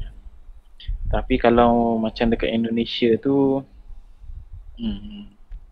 kat sana selalu pergi. And last 2 years saya ada beli motor sendiri, beli kereta sendiri kat sana. So lebih mudah lah. Mana sebab memang dah ada bisnes kat sana kan, that's why beli semua kat sana kan. Okay. So sekejap lagi nanti Din akan beritahu macam mana cara dia untuk dapatkan apps percuma tu. Saya dengar-dengar nilai apps tu beribu-ribu lah. Jadi tak tahu lah, mungkin ni hadiah birthday. Saya pun tak tahu. Saya baru tahu malam ni pukul 12 malam je lagi birthday Din. Jadi mungkin Din nak bagi hadiah sempena dengan birthday dia yang ke-45. 45 dah nampak macam muda lagi. Selalu orang kata macam tu. Mungkin tak ada ni lah, nak janggut, nak misal macam nampak macam 30-an, baru sampai 20-an. Okay, sebelum Din cerita pasal nak bagi app percuma tu, mungkinlah sebagai penutup 3 tips on how to become a freelancer, digital nomad, dan juga macam mana nak sustain. 3 tips. Okay.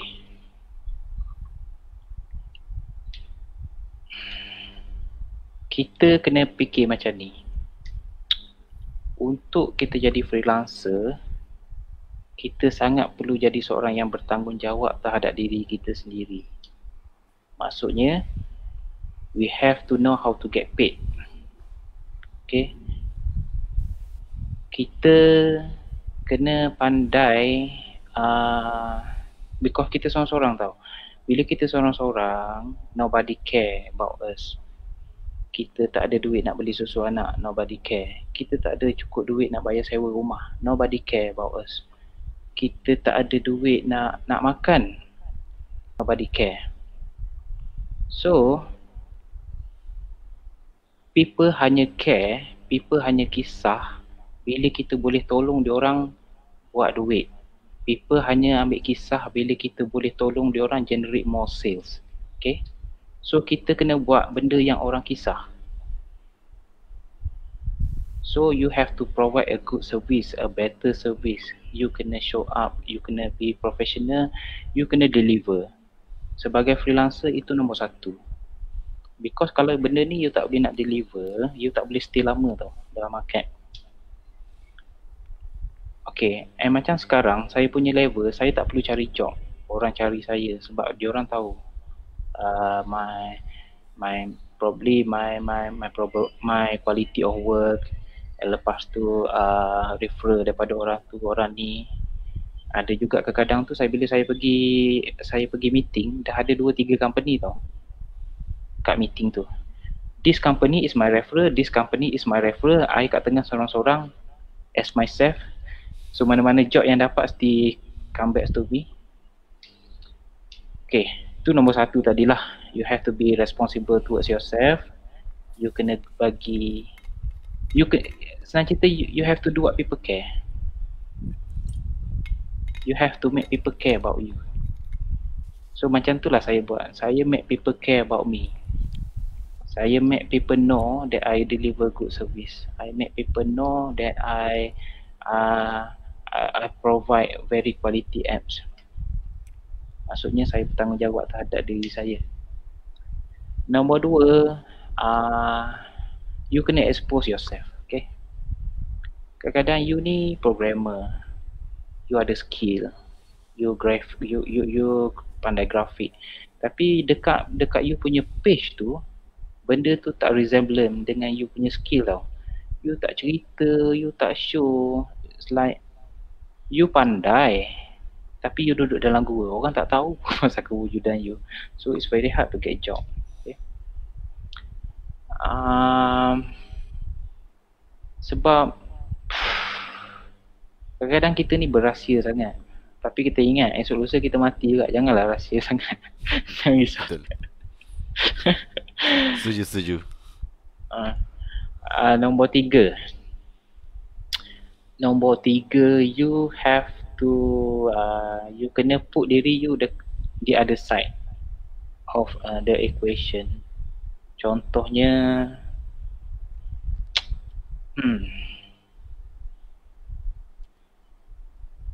macam mana saya nak bagi benda ni? Adakah ada side tu masa kita duduk kat side client ke macam mana? No. You kena sentiasa duduk sebagai freelancer. You jangan buat JV, okay? Because JV kadang-kadang orang ni syok sendiri.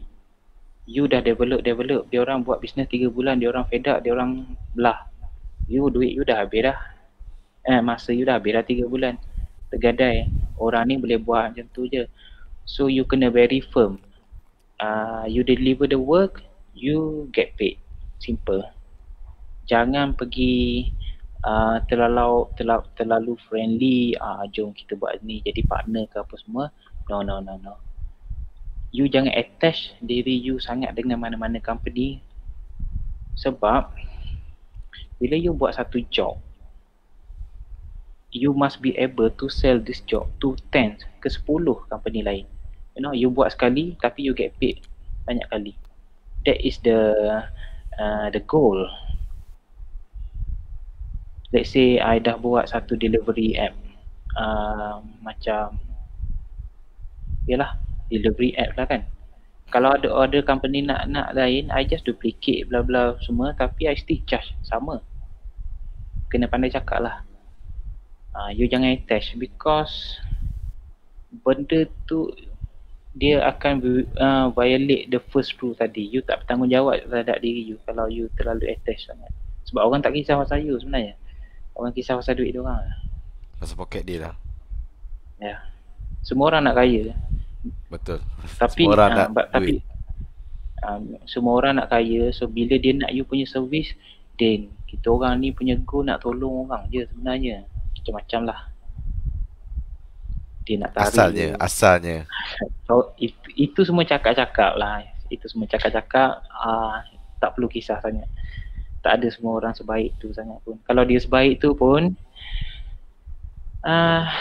you have to get yourself paid. Kalau tak, you tak makan. Betul lah. Walaupun bukan kita buat charity, kita adalah buat business. Okay. You have. So, apa 3 lagi? tips yang memang deep lah. Memang deep. Okay. Especially yang pertama tu.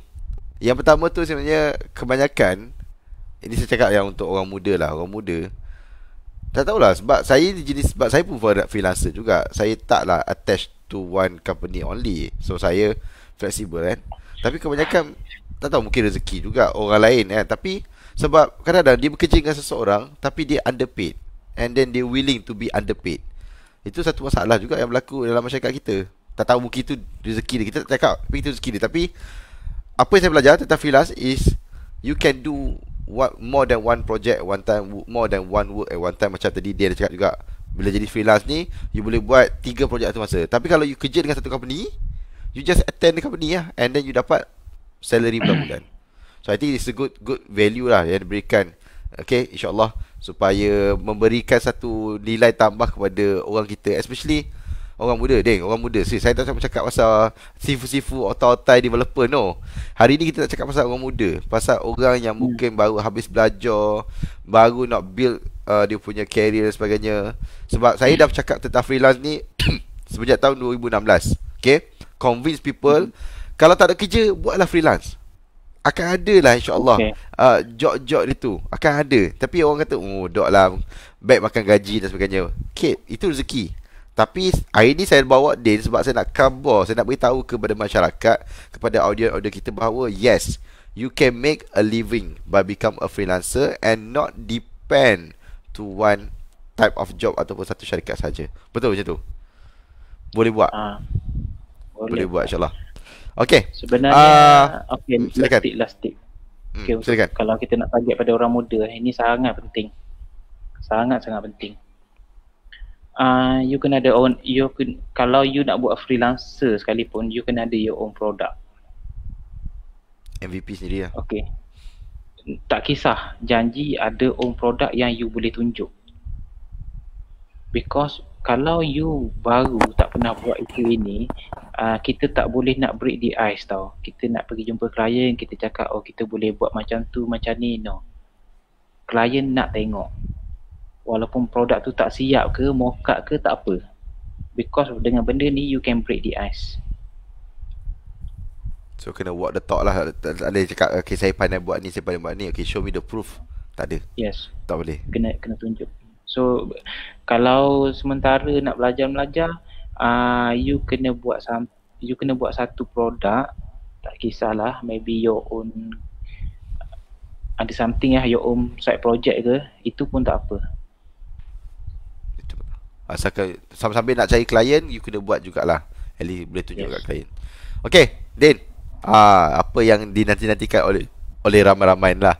Sebab sekarang ni ada lagi 39 orang yang sedang lagi menonton. So terima kasih kepada 39 orang yang sedang menonton sekarang ni. Dan mungkin tertunggu-tunggulah pengumuman hadiah birthday.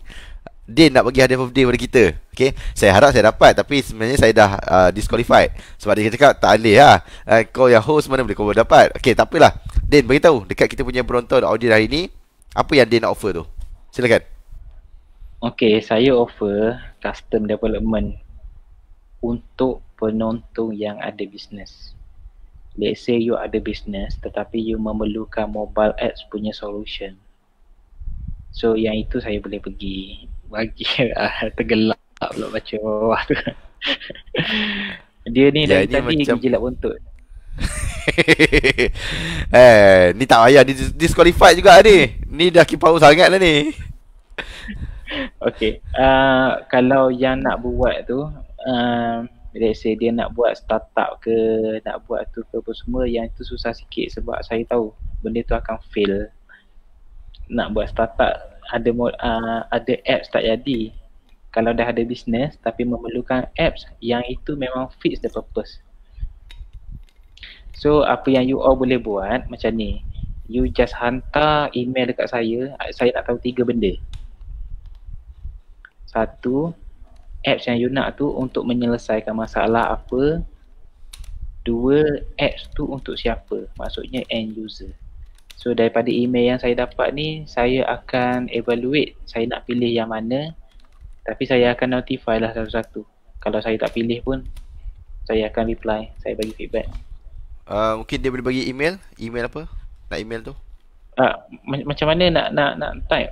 Kat Tak mana? apa, saya akan display nanti. Cuba dia beritahu email tu. Tu nama HIRUDIN HIRUDIN.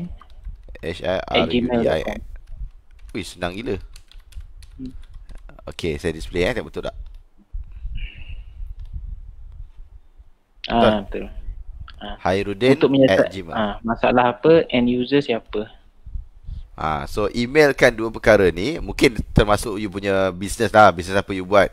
Mungkin nak tak profile company ke apa, senang sikit. Dia nak buat decision.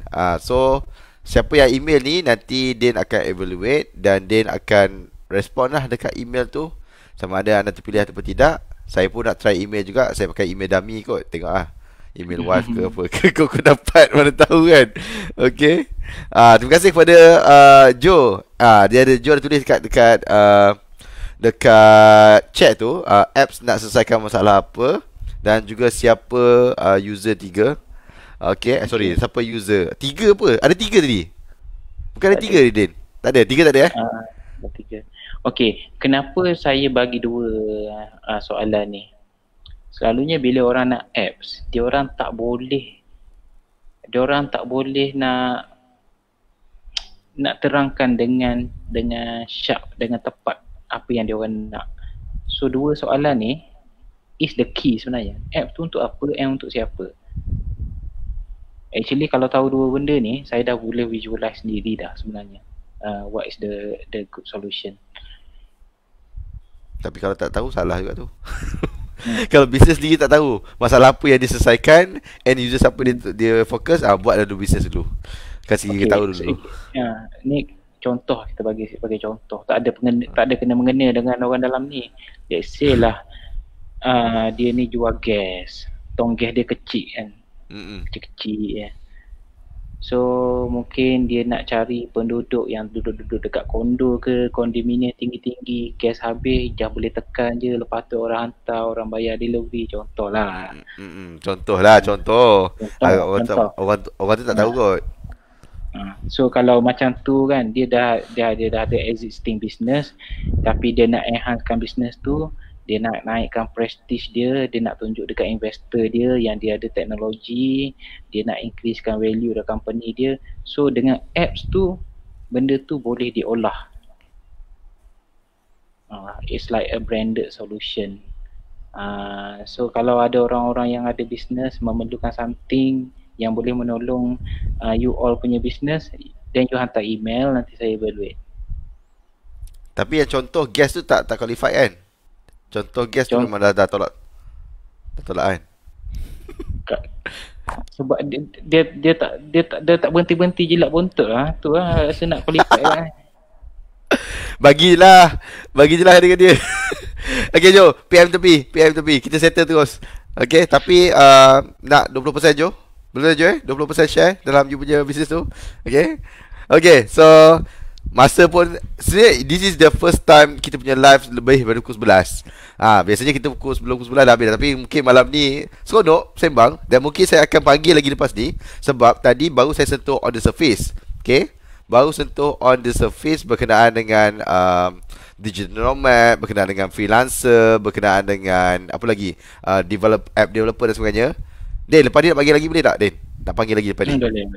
Boleh, kita akan mungkin boleh buat lepas ni siri-siri lagi lah, lepas habis yang 14 hari challenge ni. Okey, terima kasih banyak-banyak kepada Din. Beberapa minit lagi bakal bertukar umurnya. So panjang umurnya. Okey, selamat ulang tahun yang ke-45. Okey, semoga panjang umur, murah rezeki. Kalau ada kek, kita boleh buat kek ni, tapi tak kabar. Kalau kabar kita akan buat secara live. Tunjuk kek boleh tiup tapi saya tolong tiupkan lah untuk padamkan. Okay, so hopefully lepas ni kalau balik Terengganu, Roger kita minum air, kita ngeteh. Hopefully juga you can bantu jugalah. Saya rasa ramai kat sini yang nak belajar. Okay, mungkin walaupun it's not your passion, but I think for the future you still need to find your macam successful lah, successor, macam penyambung. Sebab rugilah ilmu ni. Habis gitu je rugi lah. Okay, Alhamdulillah jimat 50k duit company malam ni. Banyak tu 50k. Maknanya banyak lah duit dia. Patutnya dia kena bagi dia. Maksudnya ada lah. Okay, disqualified sebab kita pilih yang syarikat ada 10k duit account. Maknanya kalau ada 50k dah layak lah. Okay, so terima kasih kepada semua kerana mengikuti sesi malam ni. Lepak Talk hashtag 40 days PKP challenge. Dan ini adalah hari ketiga. Terima kasih kepada Din untuk bersama-sama kita malam ni, cerita tentang digital nomad dan sebagainya. Hopefully lepas ni banyak lagi kita boleh kongsi dengan audiens kita. Dan kepada yang lain, esok kita ada lagi. Esok kita ada day 4. Dan esok kita bersama dengan Ashraf Jeffrey daripada Mona Lisa, atau lebih dikenali dengan nama manja dia, Abai Cerah. Okay, esok kita akan cerita tentang YouTube dan juga TikTok. Siapa yang mungkin nak berkecimpung dalam bidang YouTubers macam tadi, dia nak beritahu sebagai digital nomad, one of the revenue stream adalah YouTube. Okay, dan siapa nak tahu tentang TikTok, sebab Mona Lisa baru saja buat TikTok, terserah saya pertengahan bulan 12. Dan sekarang ni dia dah hit I think almost 200,000 ataupun dah lebih daripada 200,000 followers di TikTok. So what is the secret, apa rahsianya? Esok saya akan korek. Bukan senang nak dapatkan seorang influencer, we call as mega influencer in Malaysia lah. Okay, sebab dia dekat YouTube pun dah 200k followers, subscribers. Dekat TikTok pun banyak. So anda kena join esok, kena nantikan esok untuk bersama-sama dengan Abai Cerah. Saya akan tanya banyak soalan dan you all boleh tanya juga. Okay, so sekali lagi bro, thank you so much for your time. Alright. Happy birthday, and insyaAllah kita jumpa lagi. Dan kepada lain, kita akan end broadcast. Terima kasih, bye bye. Kita jumpa malam esok pula. Assalamualaikum dan selamat malam.